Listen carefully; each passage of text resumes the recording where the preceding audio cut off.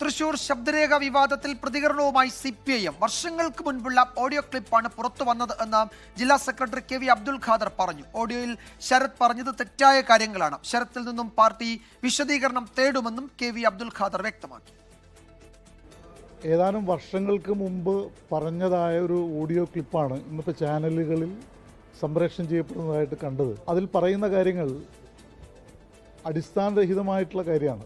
ഇത്തരത്തിൽ അനുചിതമായൊരു പരാമർശം ഏതാനും വർഷങ്ങൾക്ക് മുമ്പ് നടത്തിയതാണെങ്കിൽ പോലും അത് തീർച്ചയായിട്ടും തെറ്റായിട്ടുള്ള ഒരു കാര്യമായിട്ട് കാണുകയാണ്. ഇതേക്കുറിച്ച് ശരത്തുമായിട്ട് അദ്ദേഹത്തിൽ നിന്ന് വിശദീകരണം തേടാൻ ഞങ്ങൾ തീരുമാനിച്ചിരിക്കുകയാണ്. ഞങ്ങളുടെ രാഷ്ട്രീയ എതിരാളികൾക്ക് വീണ് കിട്ടിയൊരു ആയുധം എന്ന നിലയിലാണ് അവരത് പ്രചരിപ്പിക്കുന്നത്. വസ്തുതയുമായിട്ട് യാതൊരു ബന്ധമുള്ള കാര്യമല്ല. അമൽ സുരേന്ദ്രൻ തൃശ്ശൂരിൽ നിന്ന് വിവരങ്ങൾ നൽകും. അമൽ, ഇതിൽ കരുവന്നൂർ ഉൾപ്പെടെയുള്ള വിഷയങ്ങളിൽ CPM പ്രതിരോധത്തിലായി നിൽക്കുന്ന ഘട്ടങ്ങളിൽ ആ സമയത്തെ എന്നൊക്കെ വേണമെങ്കിൽ നമുക്ക് തോന്നാവുന്ന വിവരങ്ങളാണ് ഈ ഓഡിയോ ക്ലിപ്പിൽ പറയുന്നത്. ജില്ലാ സെക്രട്ടറിയുടെ വിശദീകരണം വരുന്നു. രാഷ്ട്രീയ എതിരാളികൾക്ക് ആയുധം കൊടുക്കുന്നതാണ് ആ പരാമർശങ്ങൾ. അതിൽ വിശദീകരണം തേടുമെന്ന് പറയുന്നു. അതിനപ്പുറത്തേക്ക് എങ്ങനെയാണ് ഈ വിഷയത്തെ പ്രതിരോധിക്കാൻ ഒരുങ്ങുന്നത് CPM? ജില്ലാ സെക്രട്ടറി എന്തൊക്കെ കാര്യങ്ങൾ വിശദീകരിച്ചു മാധ്യമങ്ങളെ കണ്ടപ്പോൾ?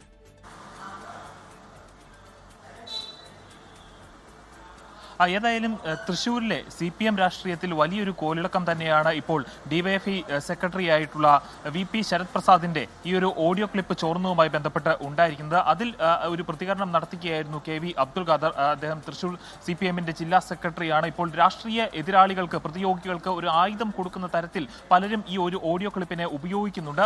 അതിന്റെ ഭാഗമായിട്ടുള്ള ഒരു വിശദീകരണമാണ്, രാഷ്ട്രീയമായ ഒരു വിശദീകരണമാണ് അല്പം മുമ്പ് ജില്ലാ സെക്രട്ടറിയുടെ ഭാഗത്തു നിന്നുണ്ടായത്. ഇത് പ്രകാരം ഈ ഒരു ഓഡിയോ ക്ലിപ്പ് ഉണ്ടായത് വർഷങ്ങൾക്ക് മുൻപാണ്. ശരത് പ്രസാദിന്റെ ഭാഗത്തു നിന്ന് അദ്ദേഹം തന്നെ സ്ഥിരീകരിച്ചിരുന്നു രാവിലെ തന്റെ തന്നെ ശബ്ദ സന്ദേശമാണ്. പക്ഷെ ഇത് ആരാണ് ചോർത്തി കൊടുത്തതെന്ന് തനിക്ക് അറിയില്ല എന്നാണ് ശരത് നമ്മളോട് സംസാരിച്ചപ്പോൾ അദ്ദേഹം പറഞ്ഞത്.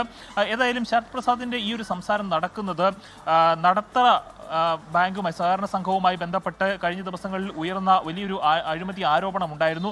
ഈ അഴിമതി ആരോപണങ്ങളെല്ലാം പാർട്ടിയിലും സമൂഹത്തിന് മുൻപാകെ ഉയർത്തിയിരുന്ന നിബിൻ ശ്രീനിവാസനും ആയിട്ടാണ് ഇദ്ദേഹം സംസാരിക്കുന്നത്. വർഷങ്ങൾക്ക് മുൻപത്തെ ഒരു ഫോൺ സംഭാഷണമാണ് എന്നതും പ്രത്യേകം ഓർക്കേണ്ട കാര്യമാണ്. ഏതായാലും ഇന്ന് നമുക്ക് അറിഞ്ഞ മറ്റൊരു വാർത്ത, ഈ നിബിൻ ശ്രീനിവാസനെ പാർട്ടിയിൽ നിന്ന് സസ്പെൻഡ് ചെയ്യുന്ന, പുറത്താക്കുന്ന ഒരു സാഹചര്യം ഉണ്ടായി എന്നതും ഇതിനോടൊപ്പം തന്നെ ചേർത്ത് വായിക്കേണ്ട ഒരു കാര്യമാണ്. പക്ഷേ ആ ഒരു വിഷയത്തെക്കുറിച്ച്, നിബിൻ ശ്രീനിവാസനെ പാർട്ടിയിൽ നിന്ന് പുറത്താക്കിയ വിഷയത്തെക്കുറിച്ച് പാർട്ടി ജില്ലാ സെക്രട്ടറിയോട് ചോദിക്കുമ്പോൾ അദ്ദേഹം അതിനോട് പ്രതികരിക്കാൻ തയ്യാറായില്ല. ഏതായാലും ഈ ഒരു വിഷയത്തിൽ വിശദീകരണം തേടും. ശരത് പ്രസാദിനോട് ശക്തമായി പാർട്ടി വിശദീകരണം തേടും. അതിനുശേഷം മാത്രമേ കാര്യത്തിൽ ഒരു അന്വേഷണം നടത്തിയതിനു ശേഷം മാത്രമേ ഏതായാലും ഈ ഒരു വിഷയത്തിൽ നടപടി ഉണ്ടാവുകയുള്ളൂ. നടത്തറയിലെ സഹകരണ സംഘത്തിന്റെ അഴിമതി ആരോപണങ്ങൾ, അതോടൊപ്പം തന്നെ കരുവന്നൂർ ബാങ്കിലെ അഴിമതി ആരോപണങ്ങൾ, അതിലെല്ലാം പ്രതിരോധത്തിലായി നിൽക്കുകയായിരുന്നു ജില്ലയിലെ പാർട്ടി നേതൃത്വം. അങ്ങനെ ഇരിക്കുമ്പോഴാണ് MK കണ്ണൻ അടക്കമുള്ള, MC മൊയ്തീൻ അടക്കമുള്ള, അല്ലെങ്കിൽ MLA മാരായിട്ടുള്ള KK രാമചന്ദ്രൻ, ചിറ്റിലപ്പള്ളി പോലുള്ള ആളുകൾക്കെതിരെയായിട്ടുള്ള, സെബാസ്റ്റ്യൻ ചിറ്റിലപ്പള്ളി പോലുള്ള ആളുകൾക്കെതിരെയായിട്ടുള്ള ഗുരുതരമായിട്ടുള്ള ആരോപണങ്ങൾ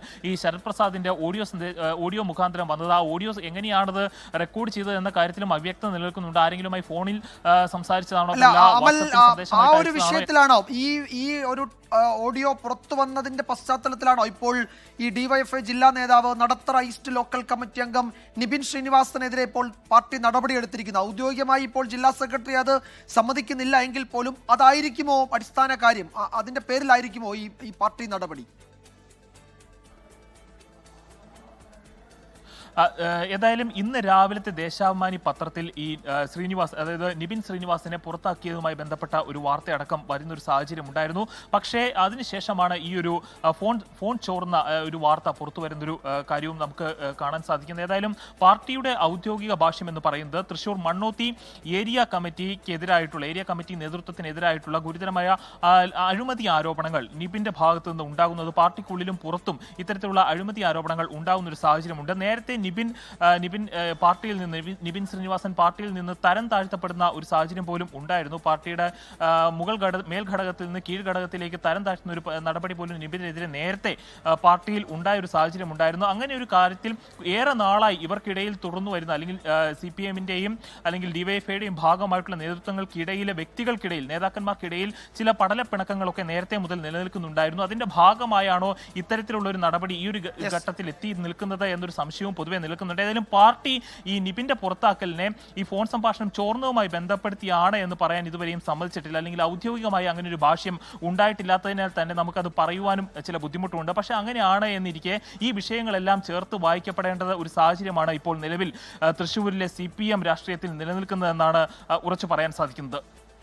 ഏതായാലും ഓഡിയോയിൽ ശരത്ത് പറയുന്നത് തെറ്റായ കാര്യങ്ങളാണ്. അതുകൊണ്ട് ശരത്തിൽ നിന്ന് പാർട്ടി വിശദീകരണം തേടുമെന്ന് ജില്ലാ സെക്രട്ടറി KV അബ്ദുൽ ഖാദർ വിശദീകരിക്കുന്നുണ്ട്. അതിന് ഒപ്പമാണ് ഈ മണ്ണുത്തി ഏരിയ നേതൃത്വത്തിനെതിരായ അഴിമതി ആരോപണം ഉയർത്തിയ DYFI ജില്ലാ നേതാവിനെ പാർട്ടിയിൽ നിന്ന് പുറത്താക്കുകയും ചെയ്തത്. നടത്തറ ഈസ്റ്റ് ലോക്കൽ കമ്മിറ്റി അംഗം നിബിൻ ശ്രീനിവാസനെയാണ് പുറത്താക്കിയത്. ഈ രണ്ട് സംഭവങ്ങൾ തമ്മിൽ ബന്ധമുണ്ടോ എന്ന് പാർട്ടി വിശദീകരിക്കുന്നില്ല. പക്ഷേ തള്ളിക്കളയാൻ കഴിയില്ല എന്നാണ് ഞങ്ങളുടെ പ്രതിനിധി അമൽ സുരേന്ദ്രൻ റിപ്പോർട്ട് ചെയ്യുന്നത് തൃശ്ശൂരിൽ. ലോകത്തെവിടെയായാലും ഏത് സമയത്തും 24 വാർത്തകളും ഓഗ്മെന്റഡ് റിയാലിറ്റി പാക്കേജുകളും എക്സ്പ്ലെയിനറുകളും വിശദമായി കാണാൻ ഞങ്ങളുടെ യൂട്യൂബ് ചാനൽ നിങ്ങൾക്ക് സബ്സ്ക്രൈബ് ചെയ്യാം.